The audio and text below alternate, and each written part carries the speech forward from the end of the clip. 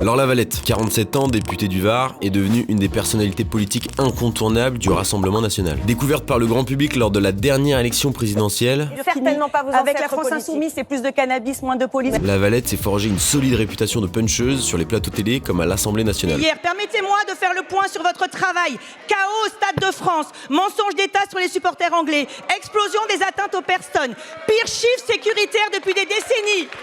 Humiliation par un imam étranger. Pour VA+, elle revient sur son parcours politique, sa foi, sa vie de mère de famille et les défis de demain pour reconstruire la France après les récentes émeutes. Bonjour Lavalette. Bonjour Antoine. Merci d'être sur VA+. Oui, merci à vous. Vous êtes député au Rassemblement national du Var depuis juin 2022. Alors la classe politique et l'opinion publique vous découvrent à partir de l'élection présidentielle, mais en réalité vous êtes engagé depuis toujours. Ouais. Conseillère municipale, conseillère régionale. Est-ce que pour commencer vous pouvez nous raconter comment vous êtes devenu progressivement la porte-parole de Marine Le Pen? J'étais déléguée de classe d'ailleurs avant aussi. C'est vrai, ça commence comme ça. Ça commence comme ça, la recherche du bien commun. En fait, effectivement, j'ai même été élue à la faculté, figurez-vous, à la faculté de droit de Bordeaux, où j'ai représenté mes petits camarades pendant 4 ans. J'étais la déléguée de classe de l'UFR. Et ensuite, j'ai croisé l'amour, je suis partie à Toulon et j'ai remis un peu le pied en selle en 2012, un peu avant les municipales toulonnaises. Du coup, conseillère municipale, conseillère communautaire. Et ensuite, en fait, j'étais un peu sous les radars parce que j'ai quand même eu 5 enfants en 7 ans. Oui.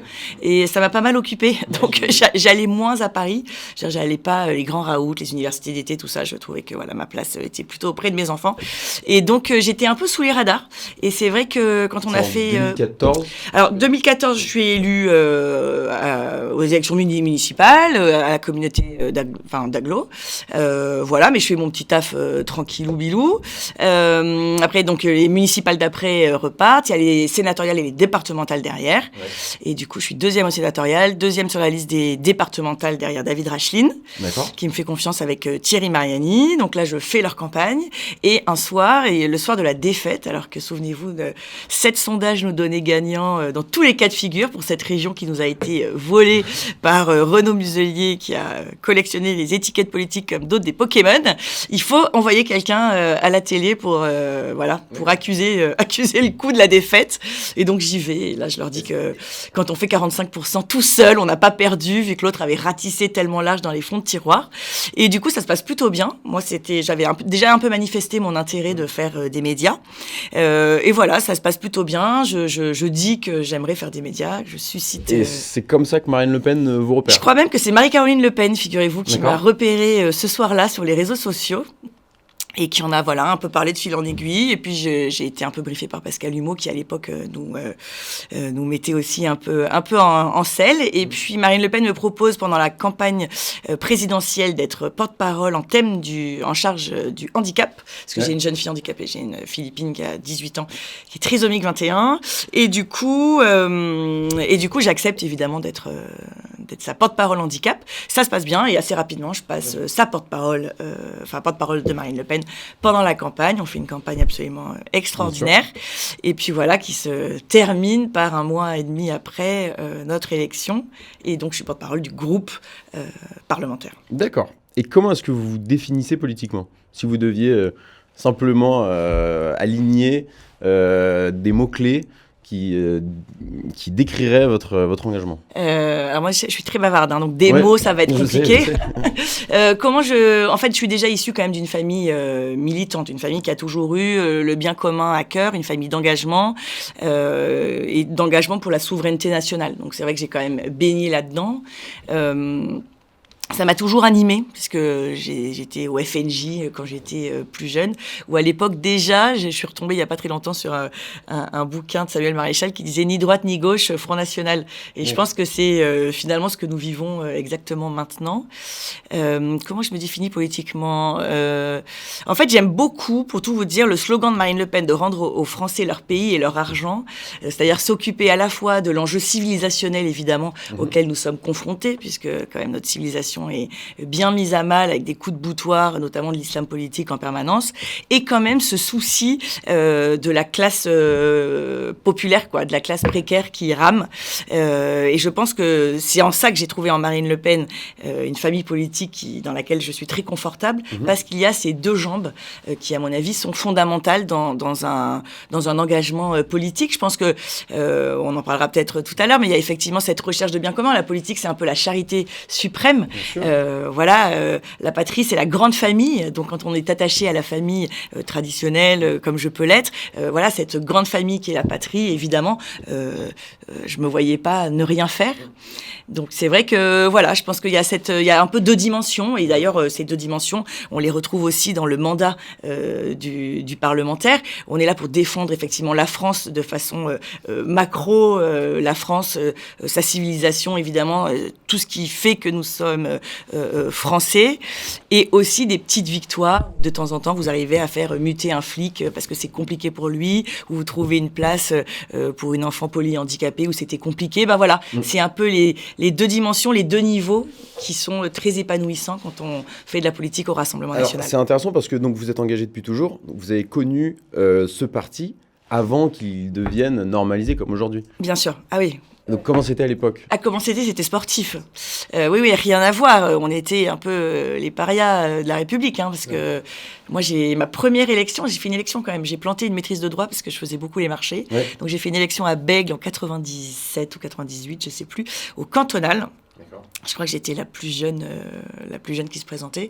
Et j'ai fait 10,33%, ce qui était déjà hallucinant. Je pense qu'ils en revenaient pas de voir quelqu'un un peu jeune. Bon, bref. Parce que déjà, 10%, c'était beau, quoi. Ouais. Moi, j'ai quand même connu le Rassemblement national avec des scores tout petits.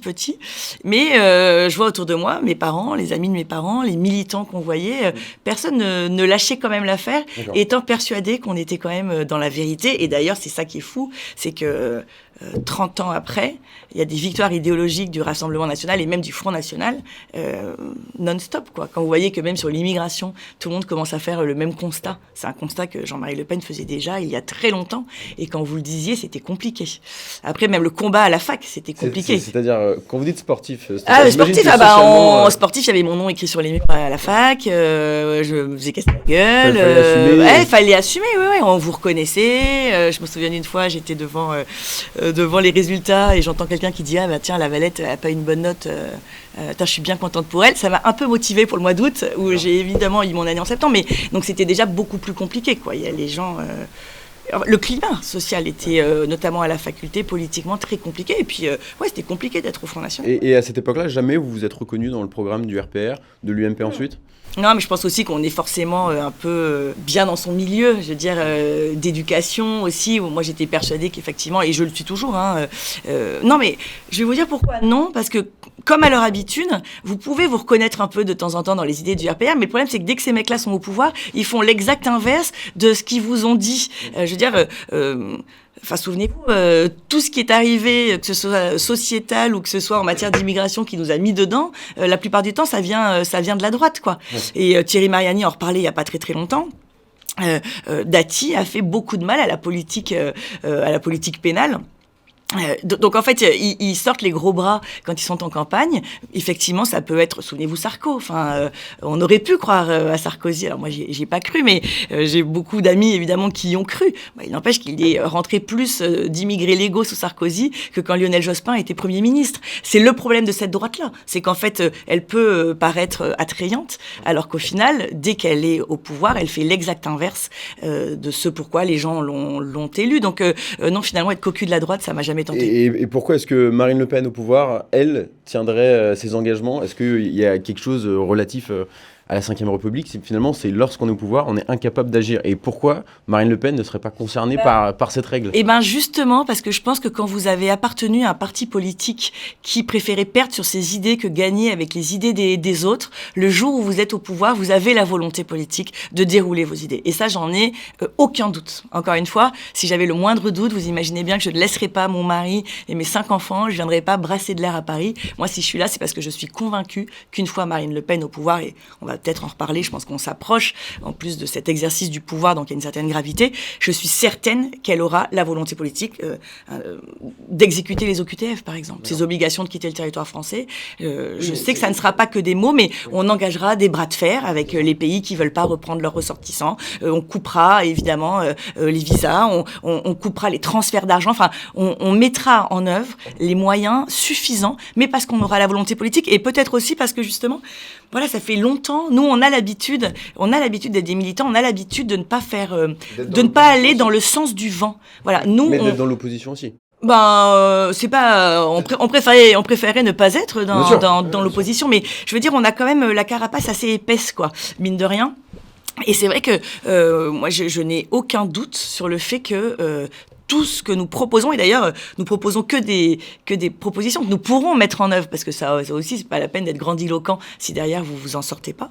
Donc c'est vrai que moi, j'ai absolument aucun doute sur le fait que nous arrivions au pouvoir et que nous améliorons considérablement la vie des Français. Après, c'est sur un temps long. Il suffit pas d'accéder au pouvoir. Alors, on est dans une telle panade qu'il va falloir que ça dure quand même un peu longtemps pour essayer de redresser le pays. Je reviens sur ma première question. Est-ce que vous vous considérez comme conservatrice ? Ou c'est un mot qui est frais? En fait, je sais plus tellement ce que ça veut dire conservateur. Oui, je suis plutôt conservatrice. Je veux dire, je préfère la société. Enfin, vous voyez, j'ai passé 22 ans à m'occuper de mes enfants, donc ça peut paraître sur un modèle patriarcal. Oui, je vis moins dans un monde déconstruit que Sandrine Rousseau. Oui, si vous voulez savoir, effectivement. Donc de ce côté-là, bien sûr, mais. Je pense que la vraie question, c'est quand même un peu cette dichotomie entre les mondialistes et les souverainistes. Après, conservateur, est-ce que c'est simplement sur tout ce qui est sociétal? Ça vous a pas échappé que j'étais plutôt engagé. J'étais plutôt engagée de parce que je suis moi. Mais après, j'ai aucun problème. Je veux dire, moi, je suis porte-parole de Marine Le Pen sur toutes ces questions sociétales. On a toujours eu, j'allais dire, une grande liberté de vote et de pensée.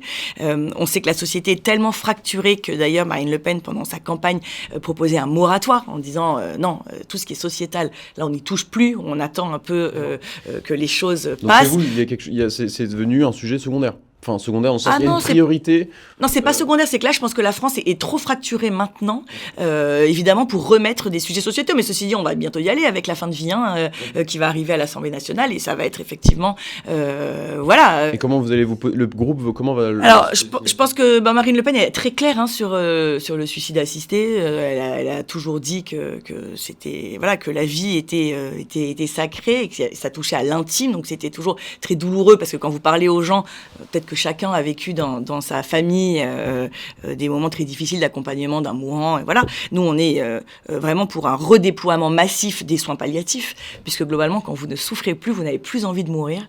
C'est un peu ce qui a été oublié par les idéologues d'en face qui veulent vraiment en faire un totem et un droit à mourir dans la dignité. C'est l'inverse de la dignité, ce qu'ils veulent faire. Donc, nous serons là, évidemment, en face pour redévelopper une politique publique. Il y a quand même un tiers des départements qui n'a pas de soins palliatifs, ce qui paraît complètement aberrant.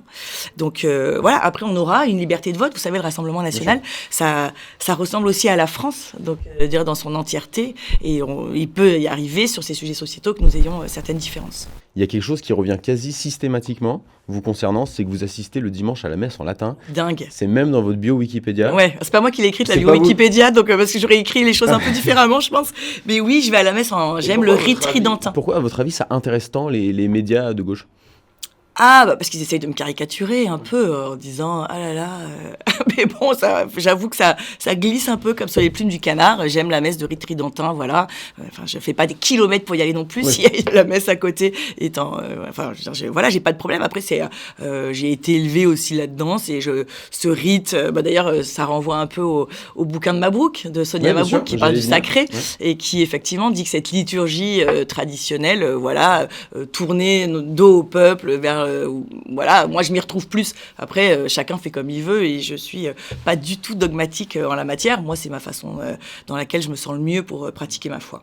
D'ailleurs, donc, le livre de Sonia Mabrouk s'intitule « Reconquérir le sacré ». Est-ce que vous aussi, vous considérez qu'en France, il manque un facteur religieux, mais même au-delà de la religion, quelque chose de transcendant. Oui, c'est sûr, bien sûr qu'il manque. Et puis vous avez bien vu que la nature avait horreur du vide, donc sinon on ne tient pas nos positions. Il n'y a qu'à voir l'essor de l'islam politique en France. C'est évidemment parce que on a un peu laissé tomber ce sacré.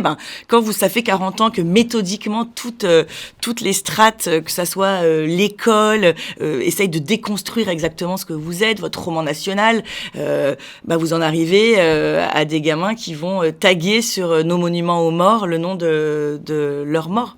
Donc vous voyez le fossé dans lequel on est, et ça c'est évidemment personne avant n'aurait pu oser imaginer toucher un monument aux morts, quoi. Donc ce sacré il est partout, mais vous savez, je pense que Emmanuel Macron a désacralisé complètement sa fonction. Entre McFly et Carlito qui font des galipettes sur les pelouses de l'Élysée, entre les fêtes de la musique complètement barrées qu'il a pu faire en juin.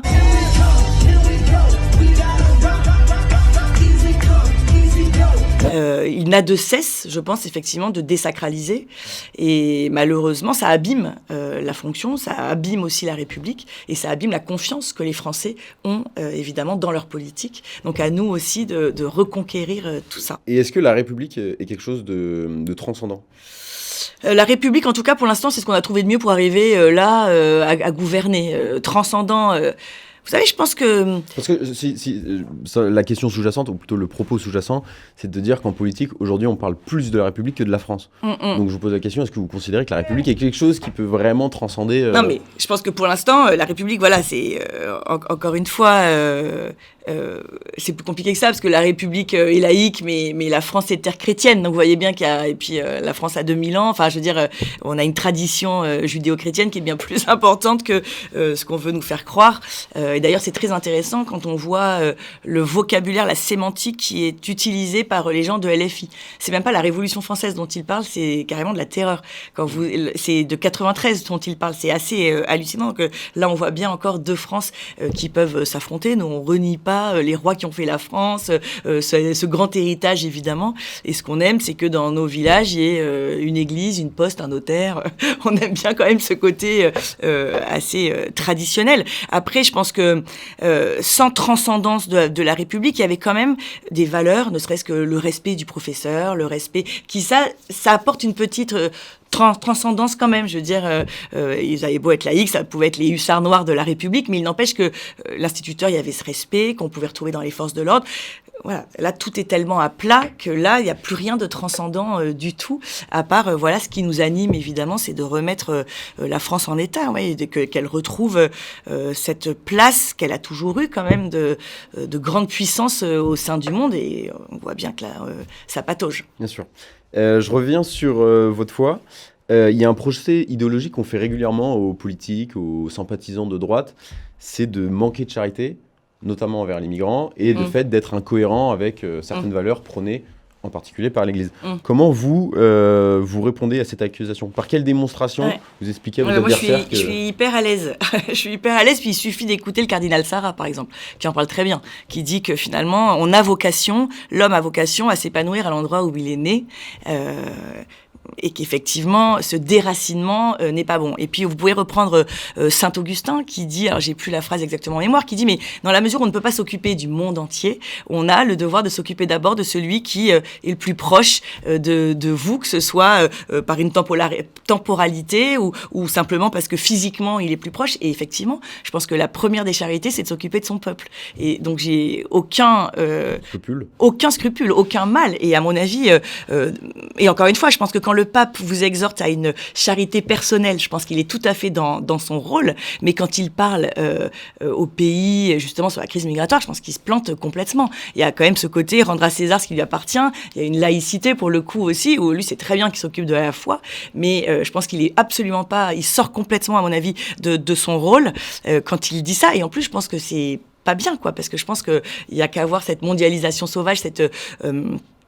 qui se traduit aussi par évidemment des flux migratoires complètement inconsidérés. On voit bien les gens qui se mettent en péril pour traverser la mer et arriver sur nos côtes. Enfin, on voit bien à quel point ça n'est pas ordonné, à quel point c'est dérégulé. Donc je pense qu'effectivement, on s'occupe d'abord de ceux qui sont proches. Et je vous dis, Saint-Augustin en parlait déjà, donc je pense que c'est pas mal. On a quand même une bonne caution. Et encore une fois, le cardinal Sarah explique très bien aussi, notamment sur l'Afrique. Il y a un vrai souci quand vous voyez, on est en train de dépouiller l'Afrique de ses médecins africains, ça veut dire qu'il n'y a plus de médecins là-bas. Enfin, ça pose des vraies questions. Et encore une fois, on a vocation à s'épanouir, je pense, sur le sol qui vous a vu naître. Il n'y a qu'à voir Ulysse, regardez. Souvenez-vous, il n'a de cesse que de rentrer en son pays. Il y a autre chose qui vous singularise, et donc vous l'avez cité tout à l'heure, c'est que vous êtes une mère de famille de 5 enfants. Quelle plus-value ça apporte en politique que d'avoir des enfants ? Ah bah c'est énorme. Et d'ailleurs, c'est une vraie question que vous posez là, parce que les gens qui nous dirigent, globalement, n'en ont pas.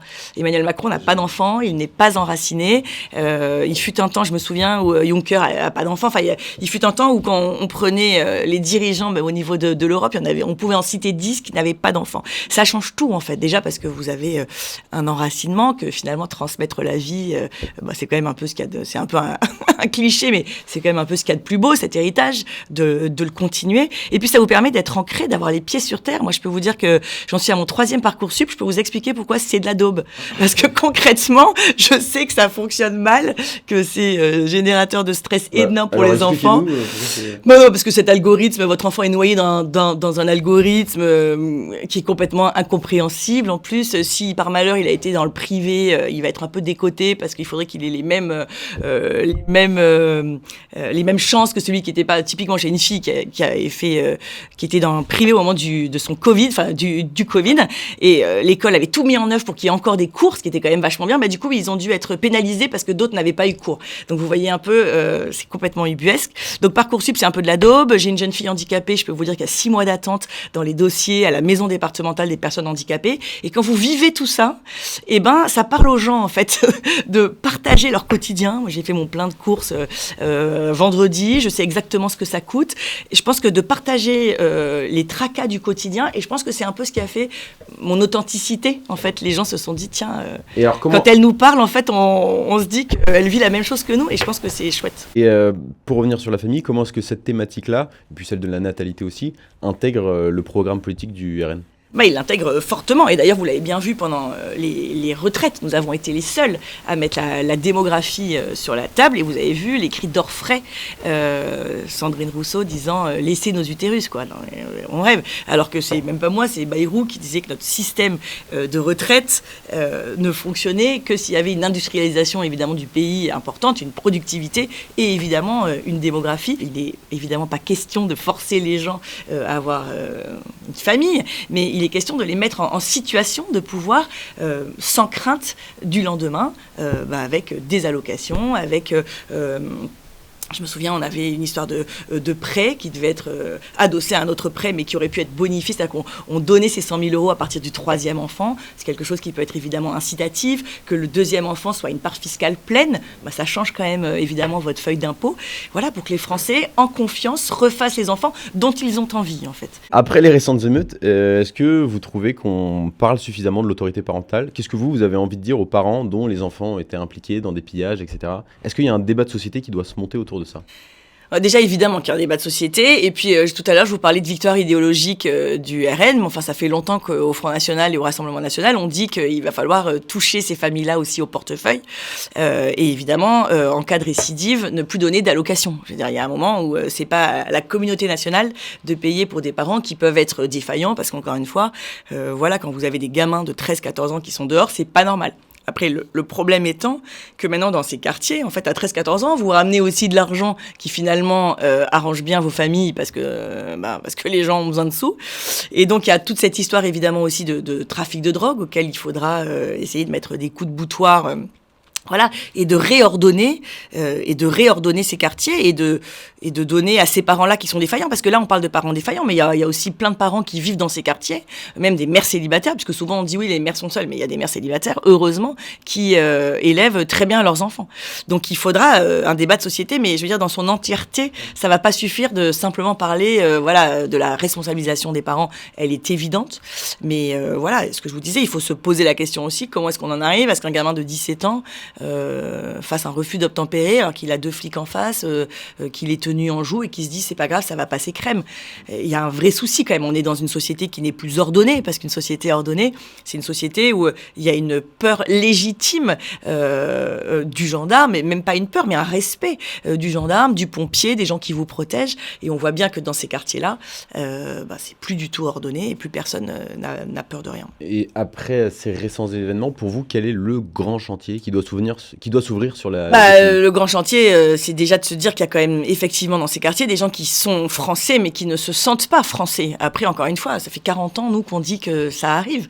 Donc, quand Macron dit qui aurait pu penser que que ça arrive, mais pour le coup, ma famille politique est quand même précurseur. Il y a 40 ans, on en parlait déjà. On savait très bien que ces afflux massifs de population feraient qu'à un moment, on a du mal à faire nation, comme ils disent. Je dirais, ces gens-là ne se sentent pas français. Et encore une fois, je pense que le monument aux morts qui a été tagué avec les prénoms de Naël et Traoré, ça révèle quand même ces deux France. Alors il va falloir, quand on va arriver au pouvoir, ils seront là, hein, donc c'est sûr que c'est des vraies questions. Comment est-ce qu'on va arriver à gérer ça ? Moi je pense qu'effectivement il faut sortir de ce laxisme, de la culture de l'excuse. Je vous rappelle que ces quartiers, c'est plus de 98 milliards en 40 ans. C'est juste colossal. Et que quand il dégrade un gymnase, c'est parce que d'abord ce gymnase, il a été construit avec votre argent, avec mes sous. Donc ces infrastructures, elles sont là. Donc on va arrêter la culture de l'excuse. Leurs classes sont dédoublées. Allez voir au fin fond de la Creuse. Je peux vous assurer que les classes ne sont pas dédoublées. Donc les moyens ont été mis. On voit que ça n'a pas fonctionné. Donc je pense qu'il faut effectivement mettre fin à cette immigration massive complètement dérégulée à partir de maintenant et s'occuper, j'allais dire, de ces quartiers-là avec la fin de laxisme, une grande fermeté évidemment, mais on voyait un pédopsychiatre Maurice Berger dire il faut que ces jeunes des quartiers savent, et une triple certitude, il faut qu'ils sachent qu'ils vont être attrapés, qu'une peine va être prononcée et que cette peine-là, elle soit exécutée. Et que cette peine-là, elle soit exécutée tout de suite aussi. Et Marine Le Pen demande, et c'est drôle parce que du coup, il vient sur le même terrain, demande à ce qu'il y ait des peines de prison, mais tout de suite. Et peut-être des petites peines de prison, 15 jours. Mais tout de suite, si vous voulez, pour qu'il y ait un signal fort qui soit envoyé, qu'on arrête ce laxisme et que enfin les gens qui vivent dans ces quartiers, les honnêtes gens puissent vivre correctement. Parce que la vraie question, elle est là aussi. J'ai été assez marquée. Moi, j'ai tourné avec la police nationale à Toulon il y a un mois et demi. Donc à un moment, ils interpellent des consommateurs de drogue avec probablement ce qui étaient les dealers. Et là, il y a une porte qui s'ouvre et 4 gamins qui partent habillés en karaté et qui disent bonjour monsieur. Et je me dis mais c'est quand même très particulier. Il y a des gens qui vivent, qui ont envie de vivre très sereinement et dont la vie est pourrie aussi par tous ces trafics. Et donc pour ces personnes qui restent, qu'est-ce que vous préconisez pour refaire du lien ? Refaire du lien, ça va aussi passer par l'école. Bien sûr. Vous êtes pour l'uniforme à l'école ? Bah oui, on a fait une proposition de loi. Et d'ailleurs, c'est assez marrant parce qu'encore une fois, on a proposé ça le 12 janvier. Cette loi n'est pas passée. Et je retrouve sur un plateau quelqu'un de la majorité dire « Oui, quand même, l'uniforme à l'école, ça aurait de l'intérêt. » Mais on a envie de leur dire « Mais c'est pas possible, vous foutez de nous. » C'est une fois qu'ils souscrivent... il fallait la voter, la loi. Enfin, je veux dire, non, moi je suis pas... Il faut des actes, quoi. C'était l'uniforme à l'école, ça a évidemment plein d'effets positifs. Déjà, il y a moins de discrimination. On voit pas les marques avec lesquelles vous êtes fringués, ce qui va permettre aux parents de faire 2-3 économies. Et vous avez un sentiment d'appartenance aussi à une équipe, un peu comme un joueur de foot, quoi. Bon, ça c'est pour aller travailler, mais il y a le nom de votre établissement, enfin, évidemment. Et puis ça gomme et ça permet aussi de pas avoir d'abaya, par exemple. Ça permet aussi quand même de mettre un frein à tous et encore ces tentatives d'incursion de l'islam politique à l'école. Donc il y avait un triple effet qui se coule de cet uniforme. Malheureusement, la loi n'est pas passée, mais évidemment, nous sommes entièrement pour. Et au-delà de l'éducation ? Et je vais juste continuer aussi un peu sur l'éducation. Je pense qu'il y a eu un mal qui a été fait quand même ces 40 dernières années de façon phénoménale. Moi, je suis de 76, mais quand j'ai passé mon bac français, tout le monde préparait les mêmes textes pratiquement en France. On faisait Aurélia de Nerval, Le Grand Maulne de Fournier. Enfin, tout ça, ça participe aussi au roman national quand vous avez travaillé sur les mêmes œuvres. Et je pense que cette unité de programme qui a été complètement mise à mal plus tard, je crois, c'était avant François Hollande même, ou peut-être sous François Hollande. Il faudrait que je regarde, mais je pense que tout ça, ça participe à ne plus faire en sorte que ces gens-là se sentent français. Puis il va falloir arrêter, évidemment, de s'excuser. Non, en fait, il faut tous les pans importants, que ça soit la justice, l'éducation, changent. Mais bon, c'est pas nouveau, ça, c'est quelque chose, encore une fois, dont nous parlons depuis 40 ans. Et supposons que Marine Le Pen remporte la prochaine élection présidentielle. 5 ans, ça vous semble pas délirant comme période pour répondre à tous ces défis que vous venez de présenter? Il faudrait qu'il y ait plusieurs fois 5 ans. Il faudrait qu'il y ait plusieurs fois 5 ans. Mais d'ailleurs, on se prépare à gouverner sur un temps long. Bien sûr, en 5 ans, vous n'arrivez pas à tout faire passer. Après, je pense qu'il y a des mesures phares, notamment sur le laxisme judiciaire. Ça, quand même, tout de suite, vous pouvez mettre un frein. Mais après, c'est sûr, je suis d'accord avec vous. Et c'est en ça que la tâche est quand même colossale, que plus on approche quand même de l'exercice du pouvoir et plus il y a une gravité. Je veux dire, on est tous quand même, je sais pas, ça vous a peut-être pas échappé, mais on travaille beaucoup, on se spécialise, on se professionnalise, parce qu'on sait, on voit la gageure de ce qui nous attend, mais dans tous les domaines. Là, demain, je rends un rapport sur une mission flash sur les maladies neurodégénératives. Je veux dire, ne serait-ce que sur comment aider les familles, la notion d'aidant, des médicaments qui ont été déremboursés pour Alzheimer, enfin des trucs, on se dit, mais en fait, le chantier est colossal. Après, on est nombreux, plein de bonne volonté, et avec cette volonté d'améliorer le quotidien des Français. Je pense que quand Marine Le Pen dit que sa seule boussole, c'est l'intérêt des Français, c'est quelque chose qui nous anime tous, donc on aura volonté de bien faire, mais vous avez raison, je pense que 5 ans, ça ne sera pas suffisant, il faut évidemment un temps long. Et est-ce qu'à l'heure où on se parle, vous qui êtes une engagée de longue date, vous considérez que le RN vit son âge d'or ? Alors, ce qui est certain quand même, c'est que le 19 juin de l'année dernière a été un bol d'air, quoi. Et que je trouve qu'on a lavé l'affront de ces périodes difficiles où, pour le coup, vous le disiez, moi j'ai vécu plus de dimanches soirs un peu tristounes. Ouais, évidemment. C'est la première vraie victoire. Ah bah oui, et c'est ce qui a fait en soi. Moi, j'étais très heureuse à titre personnel, j'avais gagné une bataille, mais en fait, ma vraie joie, moi, elle a été pour ma famille politique dans son ensemble et pour la France aussi, parce que l'Assemblée nationale, du coup, ressemblait un peu à la France. Souvenez-vous, Marine Le Pen faisait quand même 11 millions d'électeurs en 2017 et n'avait que 6 députés. C'est quand même juste un scandale démocratique sans précédent. Donc il y a eu cette joie énorme, et évidemment pour la vieille militante que je suis, pour ma famille politique. Encore plus qu'une joie personnelle. Est-ce que vous croyez en l'union des droites ? Alors je crois en l'union des souverainistes, de tous ceux qui ont envie d'améliorer, mais je pense que c'est petit bras, l'union des droites. D'accord. Voilà. Je pense que on a besoin de tout le monde, et je vous disais tout à l'heure quand le titre du livre de Samuel Maréchal, ni droite ni gauche, Front National, je pense que c'est aussi ça. C'est sur l'échiquier politique, il faut que tous ceux qui veulent aller dans ce sens-là, c'était, souvenez-vous, au début, le slogan de Marine Le Pen, de Montebourg à Zemmour, il n'y a pas tout le monde à sa place, évidemment. Donc je pense que ça va plus loin que l'union des droites. Et puis encore une fois, l'union de quelle droite ? Si c'est pour l'union des droites, voilà, qui nous a trahis tant que ça depuis 30 ans, voilà, moi je les vois bien. Vous savez, je suis juste à côté, dans l'hémicycle, à côté, je suis dans la travée à côté de mes camarades LR. Il y en a avec qui j'ai pas du tout envie de faire l'union des droites, qui se couchent systématiquement. Les Républicains non plus, a priori, n'ont pas l'intention de... Une partie des Républicains est mal à l'aise quand même. Et vous savez, ils se posent quand même la question. Je pense que ils votent jamais de la même façon. Ils ont aucun leadership et il y a pas, leurs votes sont jamais c'est hyper rarement unanime, pour tout vous dire. Donc je pense qu'il y a une partie des Républicains qui est un peu macro-compatible et une autre partie des Républicains qui serait plutôt RN compatible. Après, le temps dira ce qu'ils feront, mais il y a déjà pas mal de LR jeunes, vous savez, en Bretagne, je crois, il y a plusieurs sections qui ont démissionné des LR pour venir chez les RN. Et je pense qu'effectivement, si on est souverainiste, patriote à l'heure actuelle, le RN est la famille politique qui promet une espérance, un espoir. Mais vous considérez pas avoir besoin du bloc bourgeois, parce que quand on parle de l'union des droites, on parle d'un bloc bourgeois, d'un bloc populaire, qui s'unissent pour former le camp national. Vous savez, pour gagner, il faut faire 50% et une voix. Donc on a évidemment besoin de tout le monde. Enfin, je veux dire, c'est évident. Je vous vois venir avec cette histoire un peu de vote des classes, où pour vous, Zemmour, c'est plutôt le vote bourgeois, LR, Zemmour, LR, plutôt bourgeois, et nous, plutôt populaire. Moi, je pense qu'on a vraiment de tout. Je pense qu'il faut élargir ce socle parce qu'encore une fois, pour gagner, il faut faire 50% et une voix. Donc c'est pas rien. Et toute...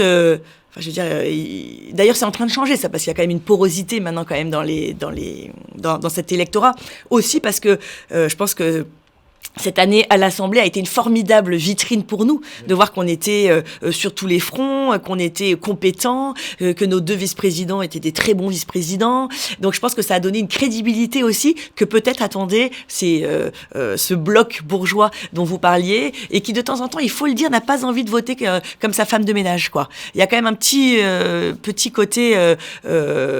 vous avez raison, bourgeois, mais bon, je pense que il faut aller dans le sens du peuple, quoi. Il faut 50% à une voix, je vous dis. Il faut vraiment rassembler très largement. Ouais. Et pour revenir sur ce que vous disiez à propos de là, cette expérience à l'Assemblée, ce groupe parlementaire, etc., est-ce qu'au final, en 2022, toutes les conditions étaient vraiment réunies pour que Marine Le Pen accède au pouvoir? Ou, au final, c'est tant mieux, vous allez gagner 5 ans? Moi, je pense que ça aurait été mieux parce qu'on aurait gagné 5 ans quand même. La France aurait gagné 5 ans. On aurait eu envie de réindustrialiser le pays, de mettre fin à cette immigration massive. Et 5 ans en termes d'immigration, c'est pas rien. Je veux dire, c'est même, oui, mais avec qui, c'est même beaucoup. Mais vous savez, quand on gagne, on agrège.